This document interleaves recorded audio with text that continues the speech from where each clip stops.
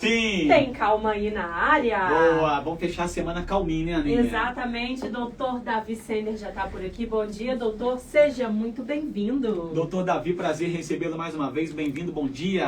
É sempre bom estar aqui, Homero. Olá, Aninha. Olá, Janaína. E bom dia, ouvintes. Bom dia a todos. Bom dia, Janaína. Bem-vinda também. Obrigada. Para quem perdeu o comecinho do Acorda, bom dia, Janaína. Antes de tudo, a gente vai continuar falando sobre TDAH, que foi um tema da semana passada. Rendeu, o assunto foi longo, ficou um monte de pergunta pendente. E aí a gente vai continuar falando hoje. Para você que perdeu semana passada, a live tá salva no Instagram do Espaço Calmamente. Para você acompanhar esse comecinho de conversa e agora acompanhar a parte 2. Janaína Siqueira está aqui com a gente, que é psicóloga, doutora em saúde brasileira, é fundadora e diretora do NEISME e, entre outras coisas mais, ela está representando aqui muito bem esse assunto sobre o TDAH.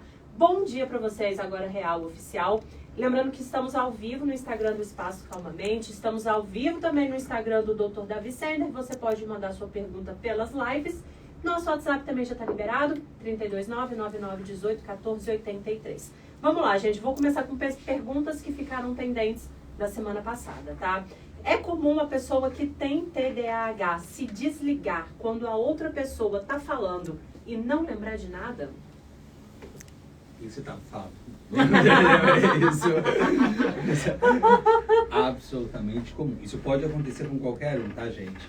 Mas assim, o fio da meada é extremamente comum acontecer no TDAH. Lembrando que isso não é critério, tá, gente? É importante que a gente tenha esses pequenos elementos, né? É muito comum às vezes as pessoas chegarem pra gente assim, olha, tipo, caso de autismo, né? Ah, eu acho que eu tenho autismo porque eu ando na ponta do pé, quando eu era pequeno, né? Porque eu bato pau, fico batendo o braço, né? Então assim, tá, beleza, isso pode acontecer sim, é comum, mas novamente não é um critério diagnóstico.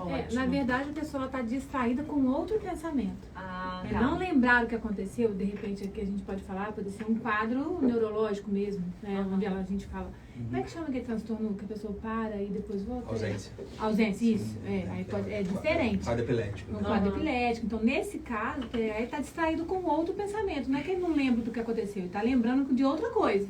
E aí aí volta a gente dizer que a grande dificuldade do TDAH é regular essa atenção. É saber se eu presto atenção no que a pessoa está me falando ou se eu presto atenção nos meus pensamentos. Aí que tá, não que ela não consiga prestar atenção. A diferença está nisso, que é o grande primordial critério para você poder fazer o diagnóstico adequado. Ótimo.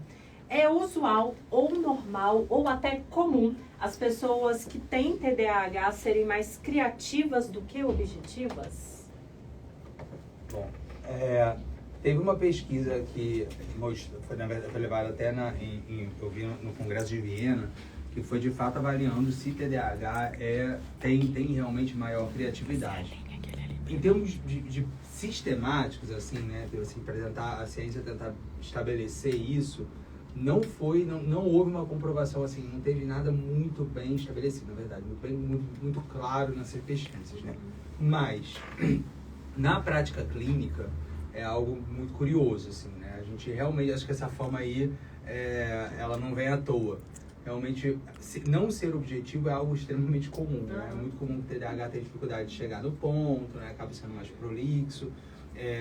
Muito por uma dificuldade de priorização e de tomada de decisão que acontece no próprio discurso. Então, isso pode acontecer. E a questão da criatividade, né? A própria dificuldade de eu conseguir manter, pensando de uma maneira muito linear, é comum que o paciente, de fato, tenha um tom mais, vamos dizer, lúdico, artístico, né? Já, o que você acha? Como o Davi falou, cientificamente não saberia dizer em termos de pesquisa. Mas dentre as observações que a gente vê, realmente isso acontece. Por quê? Se o TDAH ele tem uma dificuldade de pensar de forma linear, o Davi acabou de falar, e de outros assuntos não entrarem no meio do pensamento, então a gente fala dessa flexibilidade cognitiva, ele é menos rígido. O que acontece? Se você tem algo para ser resolvido, a criatividade vai acontecer por isso. Porque o que é ser criativo? A pergunta anterior é importante. são pessoas que conseguem pensar fora da caixinha, arrumar soluções que antes não foram pensadas, ter ideias novas. E isso o TDAH ele faz com frequência, porque se ele está pensando em várias coisas ao mesmo tempo, às vezes até pelo mesmo assunto, o fato dele arrumar novos recursos, de termos cognitivos num assunto ou num tema, seja lá qual for, acontece. Então, assim, a gente percebe que há uma frequência, principalmente nos hiperativos, né? Aí eles ainda falam algumas coisas assim, soltam às vezes umas patavinas ou então umas pérolas maravilhosas. Muito bom. Bom dia, meu genro tem TDAH, balança demais as pernas. Tem como ajudar? Olha, E aí, a Janaína falou ontem que a gente tem algumas possibilidades, assim. Eu desisti já, assim, eu acho que tem como ajudar a pessoa que se incomoda. Mas é um pouco por aí, assim, confesso. Não, você tira e coloca sua aliança o tempo todo. Sim, isso é. Porque você arrumou uma estratégia, em vez de ficar balançando aqui, no meio da live, ficar balançando o corpo, você tá assim, você tirou umas 30 vezes. E toda sexta-feira. É assim. Então, é um recurso que ele arrumou pra ficar mais elegante, menos chamativo, do que ele ficar mais assim, ó. E é verdade, gente, é verdade. Olha, se vocês olharem, assim, eu tenho um caderno, é porque antes eu tava gastando muita folha, porque eu fico desenhando, né? Porque eu falo da hiperatividade, né? A inquietação, é até importante falar isso, inquietação não é a mesma coisa que ansiedade, tá? Então, assim, é uma condição psicomotora, né? O TDAH, ele, na verdade, essa coisa, as pessoas dizem, se eu gastar não tem energia, não é, porque na verdade o problema, como a gente tinha falado semana passada, né? Que o problema desse movimento todo é por falta de inibição e não por excesso de ativação. Então, o que acontece? Essa coisa do paciente não conseguir parar quieto, eu estava olhando para sua caneta. Quando eu cheguei aqui, eu falei assim, que eu tivesse uma outra caneta aqui para mim. Que aí eu poderia ficar desenhando, mexendo, assim, né? Eu presto mais atenção fazendo isso. Então, eu brinquei ali, né, sobre, falei assim, às vezes eu já desisti, porque, por exemplo, quando eu estou conversando, fazendo reunião com a Nath, né? A Nath está aqui com a gente, e minha administradora, que deixa pascalmente, eu presto mais atenção levantando e andando de um lado para o outro. Então, às vezes quem não conhece bem fala, tipo, nossa, para quieto, né? Preste atenção no que eu tô falando. Se para eu prestar atenção, eu preciso estar em movimento. Caso contrário, isso piora. Então, isso que o Davi está falando, eu acho que é muito importante, porque a pessoa que é ansiosa, ela também necessita, às vezes, de ficar balançando a perna, roendo a unha, tem gente que arranca cabelo, faz batucada. Então, se você observar, o comportamento é o mesmo, mas o que causa cada um é diferente. No caso da ansiedade, é um desconforto, a pessoa se sente desconfortável e parece que para acalmar ela precisa ficar andando. Já o hiperativo, não. Aquilo faz parte da vida dele. É como se fosse... Tem paciente que fala como se fosse uma coisa de relaxar, tipo, sabe quando você estala a coluna, estala o dedo, alguma coisa que traz, assim, conforto. Então, serve, igual o Davi tá falando, ele anda e aquilo ajuda ele a focar mais. Então, são estratégias aí que é isso que eu falo, que o TDAH precisa arrumar estratégias. Não ficar quieto, mas, por exemplo, balançar a perna aqui e balançar o corpo numa filmagem, não ficaria muito bom. Mas mexer no anel, na aliança, não tem problema algum. Tanto é que fica super aceitável. Eu acho que foi um ponto também que a gente falou na semana passada, de que às vezes é mais o outro compreender, entender e às vezes deixar isso passar, do que a pessoa que tem o TDAH se importar com isso, né? Sim. A gente são as duas coisas, mas você está totalmente certa. Por exemplo, quando eu vou no cinema, tipo assim, eu não vou no cinema há um tempinho, né? Porque eu geralmente fico bastante irritado com a pessoa falando no meu redor, né? Tipo assim, se alguém fala, eu fico atento para se alguém vai falar um spoiler, aí, enfim, acaba me irritando. Só que todas as vezes que eu vou, eu fico balançando e a fileira inteira fica balançando junto. Aí sempre tem aquela pessoa que olha assim pra frente, tipo assim, quem é que tá fazendo, né? Aí o Leandro, para, já viu? Então, assim, pra isso, né, geralmente eu mudo o tipo de movimento na perna, ou eu sento em outra fileira sozinho. E aí facilita, tudo bem, entendeu? Facilita também. Ótimo. Próxima pergunta agora lá do Instagram do Espaço Calmamente, tá? Como é o teste para saber se eu tenho TDAH? Como que é feito esse diagnóstico? Vai lá. Então, não tem teste. tá? Para nenhum transtorno psiquiátrico, a gente tem um teste para fazer que faça um diagnóstico, tá? As pessoas usam, escalas, né? Que são, vamos dizer assim, o que um leigo olhando para esse teste, porque geralmente é múltipla escolha, né? Então, assim, vamos lá, acontece nunca, um pouco, bastante, muito frequente, vai colocar o quão frequente é determinada coisa.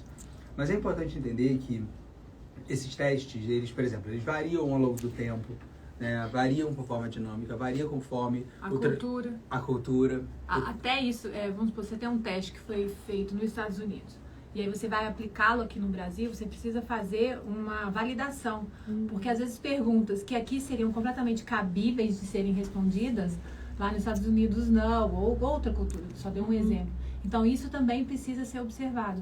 Sim, existem muitas coisas, esse é o fato, assim, esses testes de internet, por exemplo, eles são o que a gente chama de escala psicométrica, eles mostram, vamos dizer, o nível dos sintomas, mas eles são melhores usados para acompanhamento, na maior parte das vezes, do que necessariamente para diagnóstico. Porque, na verdade, nenhum deles faz diagnóstico, mas acho que as pessoas estão falando, né? O que é como se fosse um teste de rastreio, né? Então, o que acontece? Você usa uma escala dessa, que vai dar um norte, sei lá, eles fazem 30, 40 opções, e daquelas você gabarita do tipo 15, 18, poxa, então, eu acho que realmente posso ter, e aí, sim, observar clinicamente. Então, assim, não tem eletro, não tem tomografia, não tem exame de sangue. E eu acho que é uma pena, porque podia ter, né? Ia ser bom, porque quando é clinicamente observado, fica muito ao critério pessoalizado, tanto do profissional que estiver atendendo. Então, se você tiver um profissional que não seja habilitado a isso, ele pode vir fazer um diagnóstico errado, né? Sim. Mas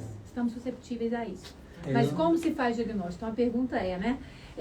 Primeira coisa, se procurar um médico, se puder, psiquiatra, onde eles teriam mais habilidade, tem um neurologista também, às vezes, bem estudado, o próprio pediatra, isso não é uma coisa muito complicada, que ele vai observar quais são esses sintomas clínicos e cognitivos. Então, você observa o comportamento, conversa com a mãe, vê na escola. Então, para ser TDAH, eu sempre falo isso, ele tem que ser pervasivo. Em qual aspecto? Ele tem que ser TDAH em casa, na rádio, no trabalho, na escola. Porque às vezes a pessoa só é TDAH na escola. Em casa é um santo, tá tudo ótimo, não perde nada. Então é outro rolê que você tem que procurar saber qual que é. Então, se observar que esses sintomas têm que ser repetitivos, é claro que em alguns, onde você exige uma maior atenção ou maior concentração no sentido de aprendizagem, retenção, e aquilo já não é tão interessante, a pessoa vai ter mais dificuldade, ok. Mas ele tem que estar presente há mais de 6 meses e ainda em vários locais. A partir daí, o que a gente pode fazer são avaliações complementares. Eu adoro. Que são a avaliação neuropsicológica. E essa avaliação, você faz uma série de testagens, entrevistas, faz um retrospecto e aí você avalia as funções cognitivas, que seriam memória, atenção, porque a gente tem vários tipos de atenção. Atenção concentrada, quando eu estou fazendo uma tarefa só, então eu estou aqui só conversando com vocês. Mas vamos supor que eu tivesse que fazer minha atenção alternada. Eu estou falando aqui com você e de repente alguém abre a porta e começa a falar alguma coisa de outro assunto que eu não posso fingir que eu não estou vendo e eu tenho que continuar concentrado no que eu estou fazendo. Essa atenção alternada para o TDAH, onde há muitos estímulos externos, ele tem uma dificuldade enorme de conseguir controlar isso. Porque ele vai parar aqui, daqui a pouco ele vai olhar lá para a porta e vai ficar prestando atenção no que está acontecendo. Daqui a pouco ele está respondendo alguma coisa que não tem nada a ver com ele. Então, por exemplo, numa sala de aula onde há diversos adolescentes, por exemplo, o Davi estava contando do cinema. Por que ele fica irritado? Todo mundo que vai no cinema, alguém fala. Só que, por exemplo, eu não tenho TDAH, eu não vou me irritar porque eu não estou prestando atenção no que ele está falando. Porque eu estou prestando atenção no filme. Já o Davi presta atenção no filme e no que eu estou fofocando aqui atrás. Aí ele vai se irritando. Por quê? Porque ele não consegue saber como que ele vai pegar a atenção dele e focar. Agora vamos supor que ele estivesse vendo um filme que fosse uma coisa muito importante para ele, muito interessante. O mundo pode acabar do lado, porque ele também não consegue. Se alguém cair, machucar, e ele precisava prestar atenção naquela pessoa, ele não vai prestar, porque ele está prestando atenção no filme. Sim. Então essa regulação é a grande dificuldade. E aí o que acontece? Você percebe, aí você pode fazer um diferencial com relação ao ansioso. Porque o ansioso também tem dificuldade de prestar atenção, mas porque ele está muito ansioso com vários pensamentos, mas sempre preocupados com o futuro. Já o TDAH está preocupado com o futuro, né? E isso pode estar também, tá, gente? Uhum. É quando a gente fala comórbido, associado. Mas ele está com dificuldade de regular a atenção, que seja com uma joaninha andando ou que seja numa aula que está prestando atenção. Já o ansioso não, ele está preocupado com os próprios pensamentos porque ele está evitando uma tragédia que vem acontecer, que ele está pensando que Sim. vai acontecer. Ótimo. Muito Tem bom. pergunta aqui, ó. Bom dia, doutores. Qual a diferença de TDAH para déficit de atenção? Obrigada. TDAH se chama transtorno de déficit de atenção, né? Então, Uhum. assim, quando alguém fala que tem um déficit de atenção, na verdade, a maioria das pessoas estão falando, tipo assim, um nickname, assim. Ela tá reduzindo o nome, do tipo, eu tenho, sei lá, como eu posso falar, me dar um exemplo de, sei lá, Fluminense ou Nense, entendeu? Uhum. Geralmente as pessoas estão falando isso, tá?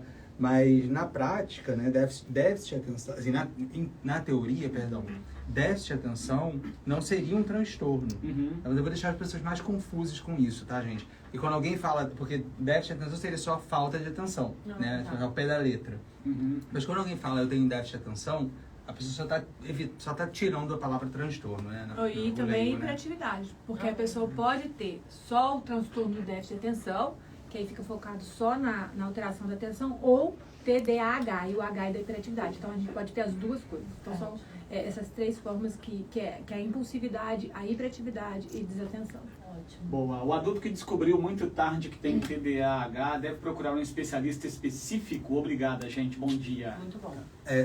Tanto o adulto quanto a criança, gente, eu sempre falo isso. Existem neurologistas que sabem fazer diagnóstico, né, que estudam muito isso, e às vezes muito mais capacitados do que muito psiquiatra. Mas eu sempre recomendo que se busque para o diagnóstico, né, um psiquiatra, porque quase 70% das pessoas com transtorno de déficit de atenção têm algum outro transtorno junto, Uhum. tá? E diversos transtornos psiquiátricos têm sintomas de TDAH. Então, assim, a neurologia ela é muito boa em trabalhar a parte cognitiva, isso aqui, mas assim, não trabalham com depressão, não trabalham com ansiedade, que são, inclusive, não trabalham com dependência química, que todos esses são transtornos extremamente comuns em transtorno de déficit de atenção. Mas, no caso, assim, de qualquer maneira, né, existe neuropediatra, né, alguns neurologistas também infantis, que foi a mesma coisa, perdão. Neuropediatra, né? Psiquiatra infantil, gente, precisar de psiquiatra infantil para coisa grave, né, gente? Não é. Então, qualquer um desses para criança funciona. Para adulto, primeiramente psiquiatra, mas também neurologista. Né? Mas psicólogos, gente. Psicólogos que sejam experientes em transtorno de déficit de atenção, não deixam passar. São muito bons. Então, também funciona muito procurar, se a pessoa está procurando diagnóstico, né? Eu acho que é. Não, já tem o diagnóstico, já tem mas o foi diagnóstico tardio, e aí- digamos. Não, então Descobriu quando é adulta. a sugestão psiquiatra e sempre terapia cognitiva comportamental. Ótimo, Tá. perfeito. Bom dia, doutores. Bom dia a todos. O TDAH adulto é diferente do infantil? Obrigado. É diferente em quais aspectos? E não, né? Na verdade, ele tem sintomas reduzidos.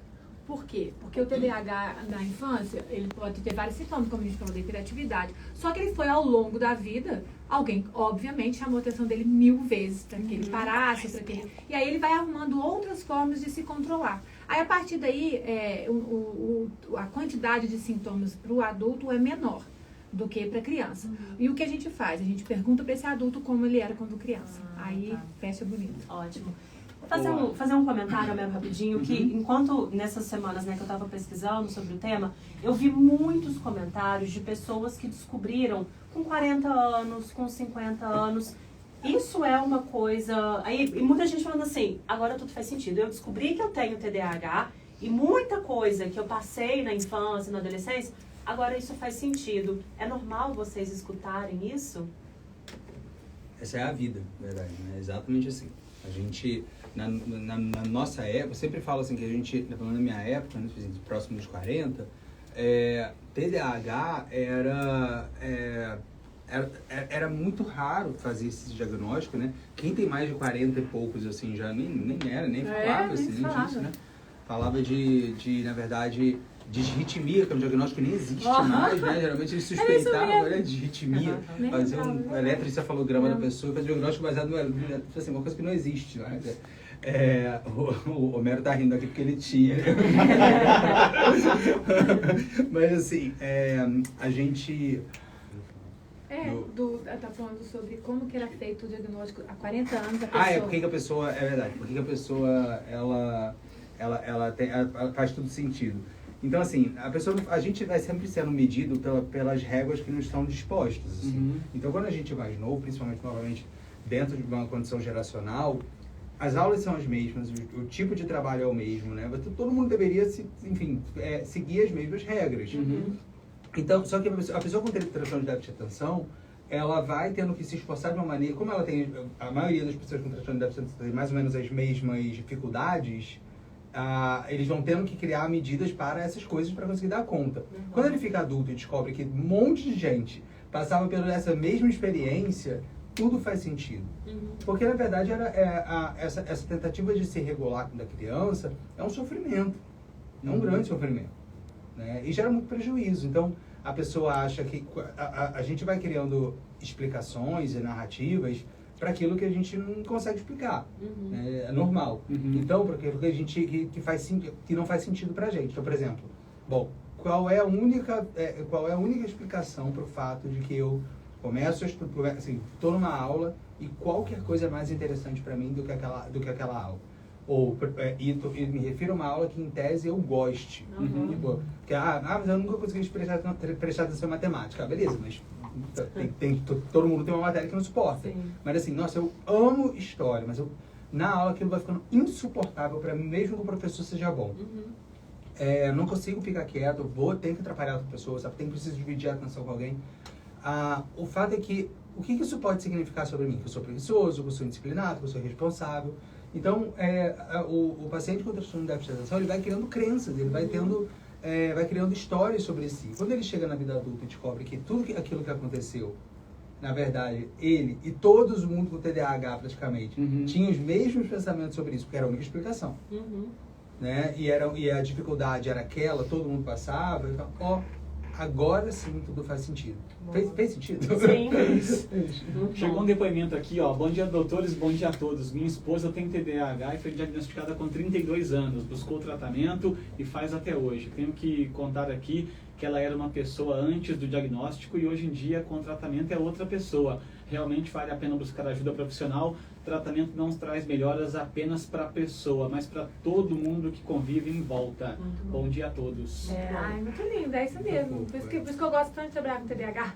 Como eu falo com o Davi, quando a pessoa vai dá bom, fica bem. E realmente ela melhora e ajeita o que não... O que é melhorar, né? Eu acho assim, acho que fica... deixar de ter? Não.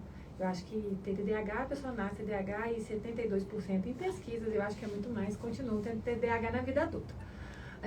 Mas o que a pessoa aprende é a lidar. Uhum. Né? Então, igual a gente aprende a lidar com a nossa altura, ou com o nosso cabelo, com o tempo a gente aprende a ajeitar, aprender a lidar. E aí, quem convive, né, que foi o tema da nossa live anterior, do nosso encontro anterior, como que eu posso ajudar essa pessoa e como o TDAH pode ajudar quem convive com ele. Uhum. Eu acho que tem que ser dos dois lados, porque senão fica o TDAH coitadinho. Não, tem nada de coitadinho. Realmente tem que fazer a parte dele. Então, quando eu vou tratar algum paciente, se o paciente não fizer a parte dela, tem TDAH, senta em cima do TDAH e cruza os braços, nada se resolve. Isso para qualquer transtorno, né, gente? Adoro um white. Né? Eu sou do Rio, gente, por isso, né? Tem mais uma aqui que acho que é importante. Bom dia, doutores, bom dia a todos. Meu marido e eu somos diagnosticados com TDAH, já fazemos tratamento há um tempo. Minha pergunta é, se eu engravidar, a criança pode nascer também com TDAH? Obrigada. Então, boa notícia, sim! É um menino com TDAH. Então, sim, a heredabilidade de transtorno de déficit de atenção é muito alta, tá? É alta? Muito. É bem alta. Muito. Em gêmeos univitelinos, né, que são iguais, né, com o mesmo DNA, a heredabilidade é 72%. Eita! Muito alto. E várias dessas pesquisas, né, com gêmeos são separados na infância. Isso, exatamente. Não é que aprende comportamento, não. São separados na infância. Eles foram criados separados e ao observar eles têm os mesmos sintomas, o mesmo diagnóstico. Agradeço aos países escandinavos que fazem esse tipo de pesquisa, né? Quando tem gêmeos idênticos, e se a pessoa separar... Aliás, qualquer gêmeo idêntico lá, assim, eles registram se um gosta de algodão doce e o outro gosta, sei lá, de fazer a unha. Eles têm essas coisas, eles se separam na infância, então, tipo assim, o cartão de crédito é avaliado, assim, eles fazem um trabalho super legal. Uma vez eu atendi uma mãe e ela tinha separado do marido e do pai da criança desde quando ele era pequenininho. E aí passou, ela falou assim, mas eu vou te falar uma coisa, ela muito incomodada com os sintomas do TDAH, mais do que o normal, né? Ela falou, sabe o que acontece? É igualzinho o pai dele. Ele nunca viu o pai dele e ele é idêntico ao pai dele. Nossa! Ele nunca viu o pai. Por que será? Eu falei, mas aí eu falei, Seu pai tá assistindo falando nisso. Seu pai tá assistindo. Meu pai tá falando nisso. assistindo? Meu pai, eu já te falei que você tem. É porque minha mãe tem muito, gente. Minha mãe, eu espero que ela não esteja assistindo. Ela é a rainha do TDAH, cresce pelo cabelo, entendeu? Assim, mas a irritabilidade é muito alta e a gente... é muito importante assim, que a gente pode fazer... Hoje em dia a gente pode fazer o diagnóstico mais cedo, né? Sim. Agora é muito comum que a gente faça esse diagnóstico retroativo, né? Que a gente fala assim, a criança chega lá, eu não tenho criança, mas enfim, mas parece... a criança diagnosticada com TDAH e vê o pai ou a mãe assim... Eu não tenho TDAH, eu tenho isso. Aí você vai lá, Então, vamos lá. Exatamente isso. Respondido aqui, Aninha. Doutores, muito obrigada. Como assim? Vamos, tá passando rápido, eu tô achando isso estranho. Senão tá legal. Tá passando muito rápido. 8h58. Exatamente. Muito obrigada, Janaína, mais uma vez aqui no Calma Aí. Que ela volte mais vezes. Vai voltar. Maravilhosa. Pra gente te acompanhar o seu trabalho, suas redes sociais quais Isso, são? é @Janaína Siqueira PC ou então @tdh.mesmo. Ótimo. O Dr. Davi Seder, a gente encontra ele no Instagram do Espaço Calmamente e outras informações por lá também, né, doutor? Exatamente. E, gente, olha só, principalmente profissionais de saúde que estão escutando hoje, eu e a Janaína, a gente está desenvolvendo um super produto, assim, na verdade, para transtorno de déficit de atenção, né?